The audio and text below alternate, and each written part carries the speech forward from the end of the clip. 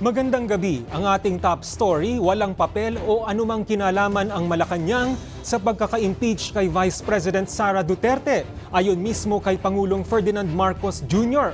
May hirit naman ang dating Duterte spokesperson na si Harry Roque sa mga kongresistang sumuporta sa impeachment. May balitang A to Z si Stanley Gahete. No, the executive cannot have a hand in the impeachment. Walang role ang executive sa impeachment. Ito ang iginiit ni Pangulong Ferdinand Marcos Jr. matapos i-impeach ng Kamara si Vice President Sara Duterte. Aniya, constitutional mandate ito ng Kongreso at hindi ng ehekutibo. From this point on, I'm just a very interested observer. But again, I don't appear, I will not be part of it. There will be no representation from the executive. Why should there be? Nitong Miyerkules, bago magsara ang 19th Congress, na-impeach sa House of Representatives si VP Sara matapos makamit ang suporta ng mahigit 200 mambabatas. Agad namang nagpahayag si Davao City Representative Paulo Duterte na pamumulitika ang lahat ng ito kasabay ng tila pagbabanta sa gobyerno. Pero hindi na ito ikinagulat ng Pangulo. What else would he say? Alam mo naman sabihin niya, tama lahat yan. Dapat talaga siya. It's nothing surprising. We've heard these statements from Congressman Pulong before.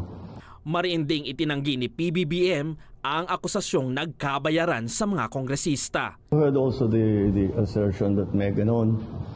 I don't think so. Overwhelming ang boto ang pumirma.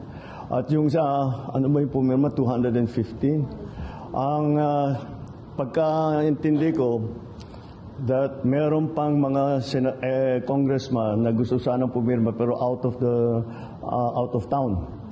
So hindi sila makapunta para pumirma. Sa kabila ng pagtanggi ng Pangulo, numero 1 lumagda sa impeachment ang kanyang anak na si Ilocos Norte Representative Sandro Marcos. Tingin dito ni Gabriela Representative Arlene Brosas. Kung bakit siguro nauuna si Sandro Marcos doon sa pagpirma, syempre niresulta na rin ito ng bangayan ng Marcos at Duterte. Ibig sabihin, tumitindi yung kalagayan ngayon at ito ang ibinubunga. Makikita rin malaking bilang ng mga mambabatas mula Mindanao ang lumagda para mapatalsik ang bise. 41 out of 60 doon sa Mindanao congressmen ay pumirma. So, it entails, ibig sabihin, na even sa kanilang mga lugar, kanilang mga constituents, nagbabago na ang kalagayan. Pero buwelta naman ni dating Duterte administration spokesperson Harry Roque sa mga pumirmang kongresista. Tignan nyo kung paano ang boto ninyong congressman at kung sila o ang kanilang mga asawa, kanilang mga anak ay papalit sa kanila, alam nyo na po ang husga natin. Huwag nating iboto kahit sino dyan sa 215 na lumagda. Sa kabila nito, handa namang magtawag ang Pangulo ng special session kung hihilingin ito ng Senado para mapabilis ang pagdinig ng kaso. Para sa Balitang A to Z, Stanley Gahete.